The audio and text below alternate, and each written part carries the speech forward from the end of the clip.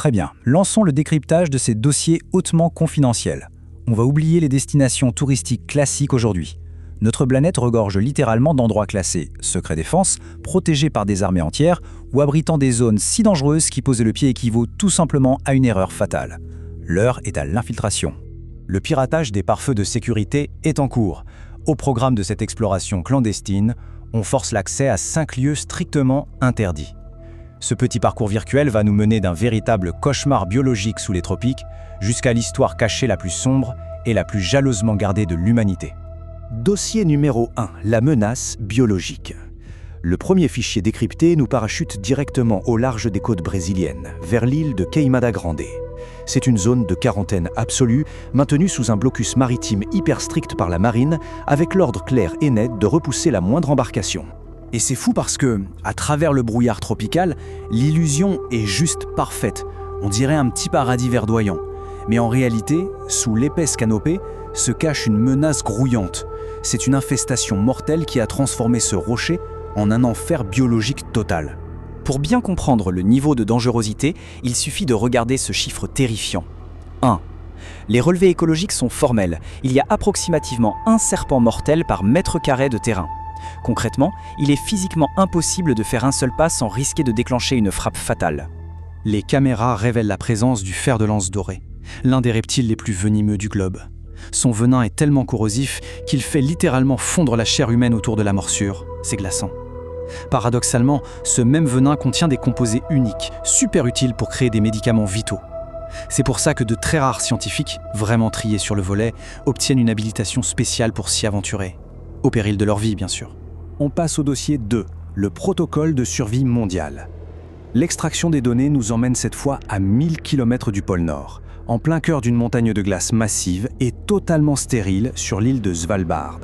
C'est un environnement impitoyable, mais absolument parfait pour dissimuler un secret de survie planétaire. Quand on regarde l'infrastructure, on dirait une base militaire de la dernière chance. Le site est barricadé derrière d'immenses portes blindées, directement encastrées dans la roche, pour résister à des explosions nucléaires. Le tout plongé dans un froid glacial de moins 18 degrés. Inutile de préciser que c'est un complexe totalement interdit au public. Il s'agit en fait de la réserve mondiale de semences. C'est littéralement le bouton de réinitialisation de l'humanité. L'objectif de ce coffre-fort de l'apocalypse, c'est de stocker des millions de graines de chaque plante terrestre. Si une guerre dévastatrice ou un astéroïde géant venait à rayer nos cultures de la carte, cet endroit serait notre unique garantie pour relancer l'agriculture. L'assurance vie ultime de notre espèce, sagement figée sous la glace. Dossier 3, les opérations clandestines. Le système charge notre troisième cible et on s'infiltre au cœur d'une nation qui opère déjà comme une forteresse impénétrable, la Corée du Nord, plus précisément Pyongyang. Au plus profond des structures du Parti des travailleurs, les scans révèlent l'existence d'une organisation fantôme qu'on appelle la Chambre 39.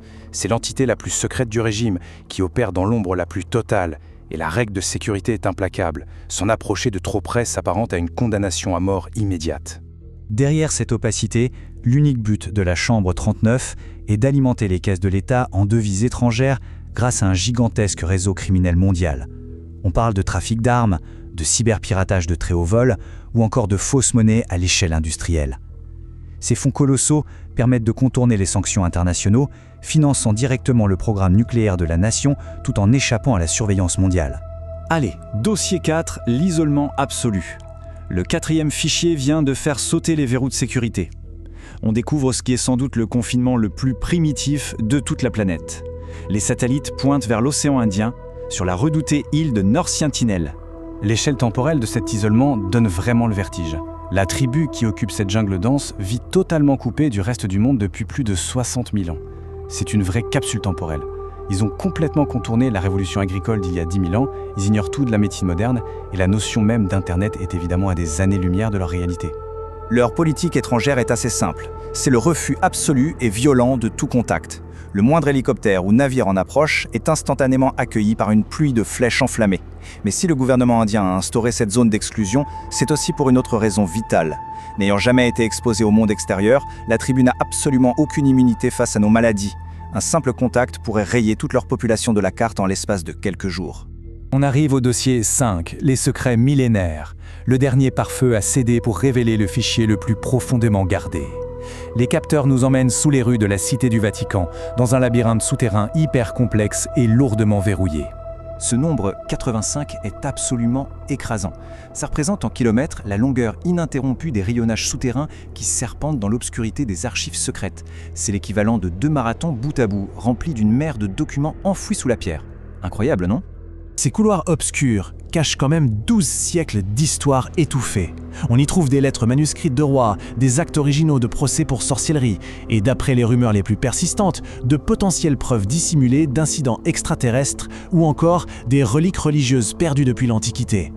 Par contre, l'idée de se balader dans ces archives pour y faire des découvertes, c'est une pure illusion.